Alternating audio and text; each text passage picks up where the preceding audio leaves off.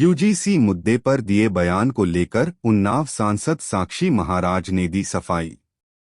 उन्नाव के सांसद और बीजेपी के फायर ब्रांड नेता साक्षी महाराज शनिवार को अपने संसदीय क्षेत्र पहुंचे।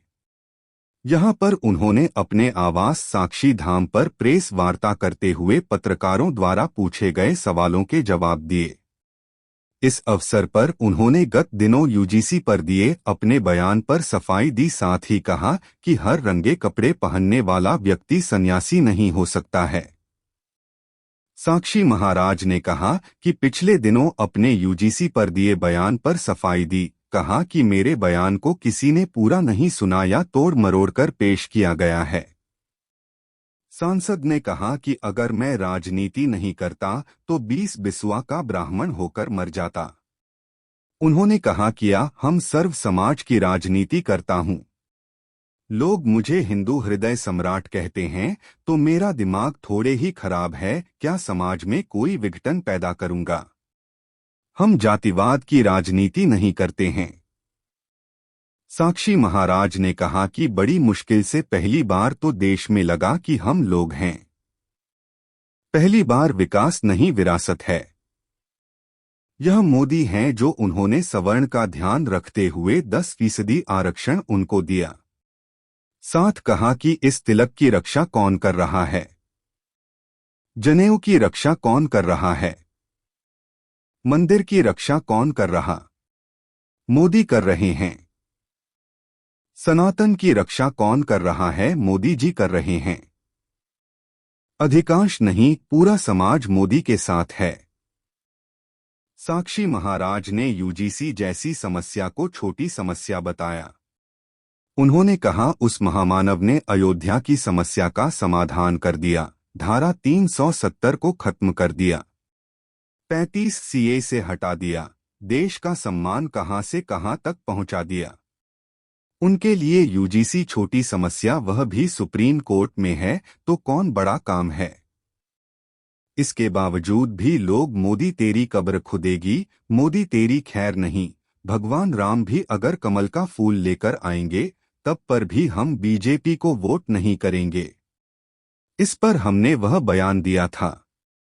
साक्षी महाराज ने अखिलेश यादव के 100 विधायक लाने के बयान पर कहा कि खिसियानी बिल्ली खंभा नोचे, ऐसे ही बिना सत्ता के अखिलेश जी तड़प रहे हैं और उलझुल बयान करते चले जा रहे हैं।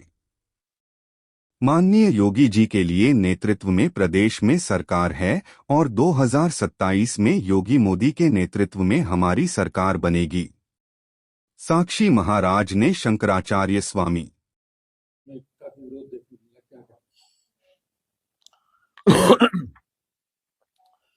असल में मेरे बयान को या तो पूरा किसी ने सुना नहीं या तोड़ मरोड़ के पेश किया गया। सच बात यह है कि अगर मैं राजनीति में नहीं आता तो 20 बिस्वा का ब्राह्मण होकर मर जाता, किसी को पता नहीं चलता कि मैं लोधी हूं। मैं सर्व समाज की राजनीति करता हूं और मेरी शिक्षा दीक्षा उन संस्थान में हुई है जहां ब्राह्मण के अलावा दूसरा पढ़ नहीं सकता।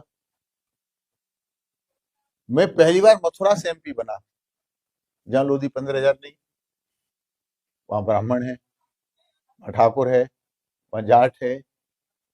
राजा विश्वेंद्र जमानत करके मुझको वहां से एमपी बना दिया और मैं अयोध्या आंदोलन का हीरो, बाबरी मस्जिद में पहला फावड़ा मारने वाला, बैरियर तोड़ने वाला व्यक्ति, मुलायम सिंह को चैलेंज करने वाला व्यक्ति।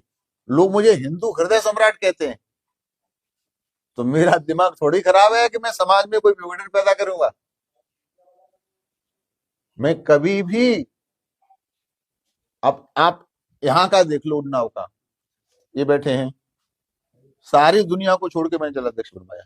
आज तो शुक्ला को जानते हो, विधायक है, मैंने बनवाया ना, स्वीकार करते हैं।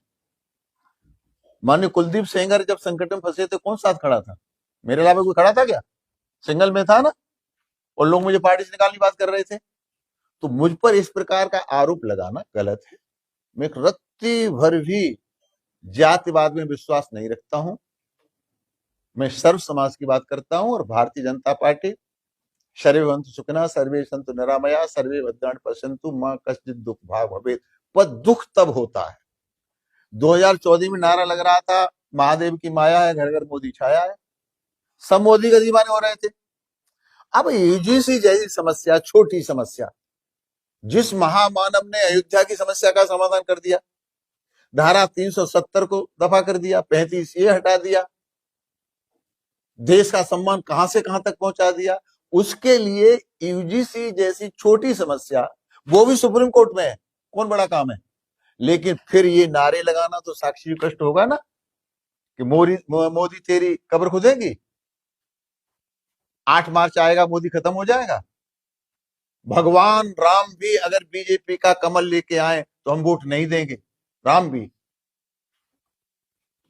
तब मैंने ऐसा कहा था कि अगर ये और भी लोग सोचने लगे तो फिर एमएलए नहीं बनेंगे, एमपी नहीं बनेंगे, सीएम नहीं बनेंगे, पीएम नहीं बनेंगे, राष्ट्र का क्या होगा। इसलिए इसे विराम लगाओ तुरंत। सनातन के लिए, मोदी के सम्मान के लिए, योगी के सम्मान के लिए ये जातिवाद, छोटी छोटी बातें मैं तो नहीं रखती हैं। बड़ी मुश्किल, पहली बार तो देश में लगाए कि हम लोग हैं, पहली बार विकास भी विरासत भी। ये मोदी हैं जिन्होंने सवर्ण का ध्यान रखते हुए 10% आरक्षण उनको दिया। किसने दिया? मोदी ने दिया। ये तिलक की रक्षा कौन कर रहा है? मोदी जी। जनेऊ की रक्षा कौन कर रहा है? मोदी जी। मंदिर की रक्षा कौन कर रहा है? मोदी जी। विकास के साथ विरासत कौन संभाला है? मोदी जी। तो मोदी को जब गाली दी जाएगी, उन्हें मिटाने की बात की जाएगी, तो ये अधिकांश पूरा पूरा समाज मोदी के साथ है। प्रदेश में योगी तो मॉडल बन गए। हम तो सारे देश में जाते हैं, साहब हमको 2 महीना के लिए योगी जी दे दो, तो योगी जी और योगी जी का बुलडोजर। तो इतना बड़ा नाम, अच्छा विकास आपको नहीं दिखाई दे रहा? उन्नाव किसी भी जनपद में चले जाइए, विकास सिर चढ़ के बोल रहा है। तो विरोधियों के पास विरोध करने के लिए कोई एजेंडा है नहीं। जब एजेंडा नहीं है, और साक्षी महाराज पर कोई आरोप तो लगा नहीं सकते करप्शन का, क्यों महाराज जी साक्षी जी कुछ करते ही नहीं, तो बिना मतलब की बातें निकाल करके विरोध करना। लेकिन किसी के विरोध करने से मैं सवर्ण का विरोधी नहीं हो सकता, और सवर्ण मेरा भी विरोधी नहीं हो सकता। इस चुनाव में यहां पर पूरे ब्राह्मण समाज ने एक शब्द मेरे खिलाफ नहीं बोला, खुल करके मतदान किया। तो ये जो बातें समाप्त होना चाहिए। मैं आपके चैनल के माध्यम से सर्व समाज से,